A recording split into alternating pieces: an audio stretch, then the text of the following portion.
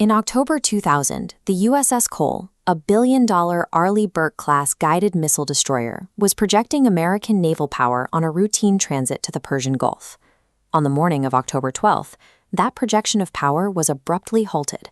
An explosion killed 17 American sailors and wounded dozens more. The attackers did not use advanced weaponry. They used a fiberglass skiff loaded with explosives. By utilizing a shaped charge, they directed the kinetic energy of the blast straight through the ship's steel hull and directly into the engineering spaces. The blast ripped a 40 by 45-foot hole at the waterline of an Aegis-class warship. This occurred against a backdrop of escalating violence in the Middle East. The peace process was faltering, and anti-American sentiment was rising across the region. A rudimentary explosive device had crippled one of the most sophisticated platforms in the U.S. Navy. The result forced the military to reevaluate its basic assumptions about operating in peacetime ports. When a disaster of this scale occurs, the immediate reaction is to look for a scapegoat, a negligent commander, a missed memo, a singular error in judgment.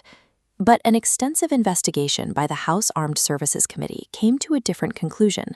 They found no single point failure. To understand why, we have to look at the strategic environment. The U.S. was pursuing a policy of engagement.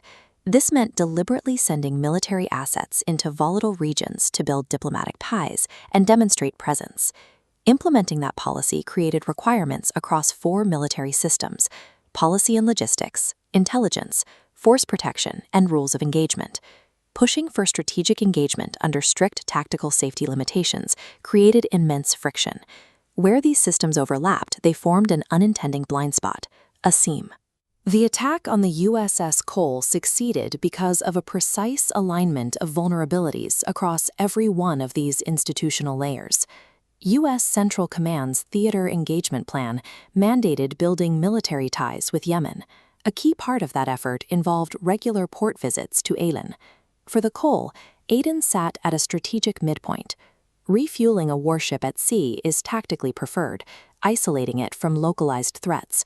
However, post-Cold War reductions cut the Navy's combat logistics force significantly.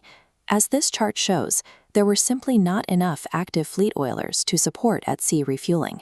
Without oiler support, pulling into a port was the only viable logistical option to get the fuel required for the Cole's mission. The mandate for engagement, paired with a severe logistical shortage, placed the destroyer into a high-risk harbor while it maintained a peacetime operational posture. Everyone in the chain of command knew Yemen was a terrorist safe haven. The State Department publicly classified it as such, but the intelligence community possessed no actionable tactical warning of a specific plot against a ship. The fleet was overwhelmed by generic threat reporting, burying genuine tactical signals. Compounding this noise, the Defense Department suddenly mandated a shift from a 5-tier threat reporting system to a 4-tier system. Fearing operational confusion, Central Command refused to adopt the new methodology. This created a direct disconnect.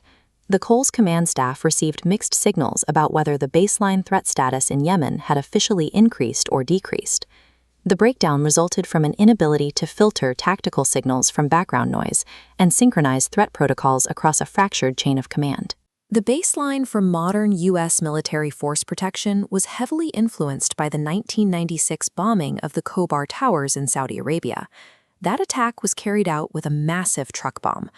In response, military anti-terrorism training became intensely optimized for land-based threats, focusing on walls, gates, and vehicle standoff distances. When the Cole moored at a fueling dolphin in the middle of Aden Harbor, it was entirely exposed. The ship had an open 360-degree waterborne perimeter. Under ThreatCon Bravo, the commander planned to implement all 62 mandated security measures, though roughly half were waived. But even with perfect execution, the doctrine had a massive blind spot. None of the 62 measures required waterborne exclusion zones or defensive picket boats. The military had spent years preparing for another land-based truck bomb, leaving them doctrinally defenseless against an asymmetric waterborne approach. While in port, the Navy relied on local husbanding agents for essential services like trash removal and handling fuel lines. These contracts were awarded based entirely on cost efficiency, with zero security vetting required by the U.S. government. This meant the physical refueling operation required multiple, unvetted local utility boats to operate directly alongside the warship. The Cole's crew operated under peacetime standing rules of engagement. Sentries could only use deadly force if they positively identified hostile intent. When the explosive-laden skiff approached the Cole, it mimicked the exact behavior and appearance of a standard utility craft. The operators even stood and saluted. Under the strict parameters of the rules of engagement, there was no recognizable hostile intent to trigger a defensive response. Peacetime rules of engagement designed to prevent escalation proved incompatible with the reality of unvetted local contractors and a disguised asymmetric threat.